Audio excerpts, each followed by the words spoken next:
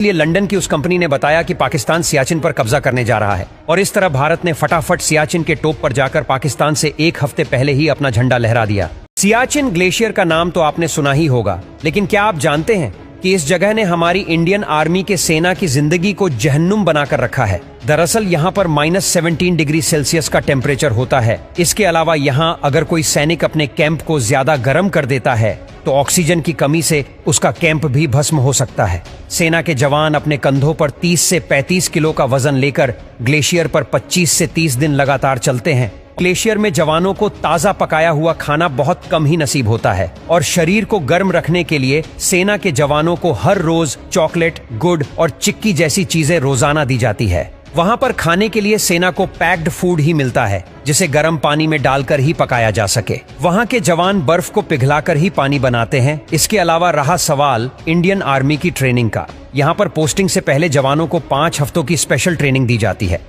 उन्हें कश्मीर में पहले कुछ दिन तो सिर्फ यही सिखाया जाता है कि माउंटेन कोलंबस की जिंदगी कैसे होती है। यहाँ पर पोस्टिंग इतनी खतरनाक है कि जवानों को 3 महीने से ऊपर की पोस्टिंग वहाँ नहीं दी जाती। वहाँ पर मैक्सिमम टेम्परेचर ही -30 डिग्री होता है, जबकि 0 डिग्री पर बर्फ जमना शुरू हो जाती है। यहाँ पर इतनी ठंड है कि जवानों को न नहाने की हिदायत ही दी जाती है और शेव न करने को कहा जाता है। अगर शेविंग के समय कोई इंजरी हो गई तो घाव भरने में जरूरत से ज्यादा समय लग जाएगा। इसके अलावा उन सैनिकों पर हर समय जान का खतरा मंडरा रहा होता है, क्योंकि न जाने कब जमीन धंस जाए। यहाँ पर कुछ भी पता नहीं होता।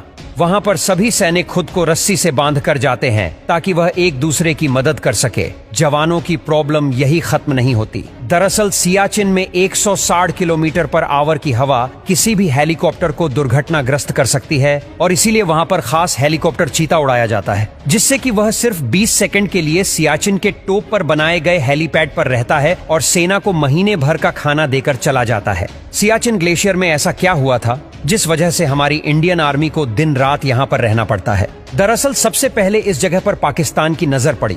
पाकिस्तान को पता चल गया था कि वह इस जगह से इंडिया की हर हरकत पर नजर रख सकता है। अब आजादी के बाद दोनों देशों ने अमल का एक एग्रीमेंट साइन किया और इसीलिए पाकिस्तान अब डायरेक्ट सियाचिन पर नहीं जा सकता था। 1970 तक तो उसने इस पर चढ़ने का ही अभियान चलाया। 1981 में इंडियन आर्मी के कर्नल नरेंद्र बुल कुमार को इस बात का पता चल गया। इंडियन आर्मी ने कर्नल को कहा कि वह उन इलाकों पर कब्जा कर ले। अब इंडियन आर्मी कब्जा करने वाली है इस बात का पाकिस्तान को पता चल गया और इसीलिए पाकिस्तान ने ग्लेशियर पर चढ़ाई करने वाले इंस्ट्रूमेंट्स को बनाने का ऑर्डर लंदन की एक कंपनी को दे दिया। उस कंपनी का भारत के साथ अच्छा रिलेशन था, इसलिए लंदन की उस कंपनी ने बताया कि पाकिस्तान सियाचिन पर कब्जा करने जा रहा है और इस तरह भारत ने फटाफट सियाचिन के टॉप पर जाकर पाकिस्तान से एक हफ्ते पहले ही अपना झंडा लहरा दिया। और पाकिस्तान की इस जिद की वजह से 1984 से 1999 तक वहां पर काफी खून खराबा भी हुआ।